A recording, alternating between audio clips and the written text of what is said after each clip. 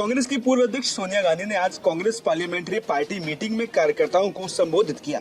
सोनिया गांधी ने कई मुद्दों को लेकर केंद्र सरकार पर निशाना साधा। इसके अलावा उन्होंने आगामी विधानसभा चुनाव के लिए पार्टी कार्यकर्ताओं को तैयार रहने को कहा। वहीं तमाम कार्यकर्ताओं को जीत का मंत्र देते हुए सोनिया गांधी ने ये ऐलान भी कर दिया कि कुर्सी की पेटी बांध लीजिए, माहौल हमारे पक्ष में है। दरअसल कांग्रेस की संसदीय मीटिंग में भाग लेने पहुंची सोनिया गांधी ने अपने कार्यकर्ताओं से कहा कि अगर आने वाले 4 राज्यों के विधानसभा चुनाव में हम जीत गए तो उसका राष्ट्रीय राजनीति में विशेष प्रभाव पड़ेगा, इसलिए कमर कस ले, हवा का रुख हमारे पक्ष में है। इसके साथ ही उन्होंने कहा कि मैं हमारे दोनों एलओपी और हमारे सहयोगियों को बधाई देती हूँ, जिन्होंने राष्ट्रपति के अभिभाषण पर धन्यवाद प्रस्ताव पर बहस के दौरान हमारी पार्टी के विचारों को जोरदार तरीके से व्यक्त किया है। इसके साथ ही उन्होंने आगे कहा कि पिछले कुछ दिनों में जब तत्काल आर्थिक और सामाजिक चुनौतियों का समाधान करने की बात आती है तो आप में से कई लोगों ने बजट की कई खामियों को बहुत प्रभावी ढंग से सामने रखा है। इसके साथ ही सरकारी कर्मचारियों को आरएसएस के कार्यक्रम में छूट देने वाले फैसले पर बीजेपी को घेरते हुए सोनिया गांधी ने कहा कि हमें उम्मीद थी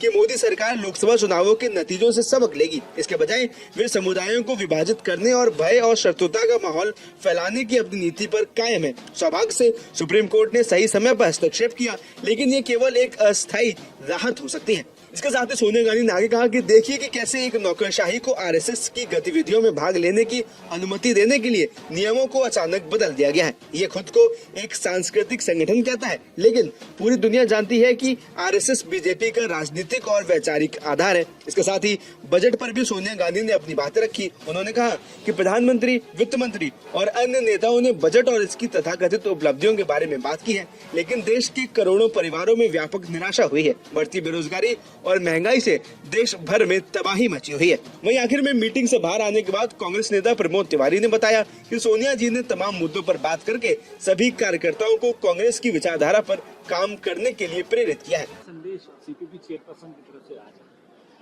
देखिए, मैडम ने जो सारी समस्याएं देश के सामने, इसको हम उठाएंगे और जिस तरह से मोदी सरकार ये कोशिश कर रही है कि ये मुद्दे ना उठने पाए, समस्याएं पहुंचने न पाए, उसके लिए हम संघर्ष करेंगे। ये प्रण और संकल्प लिया।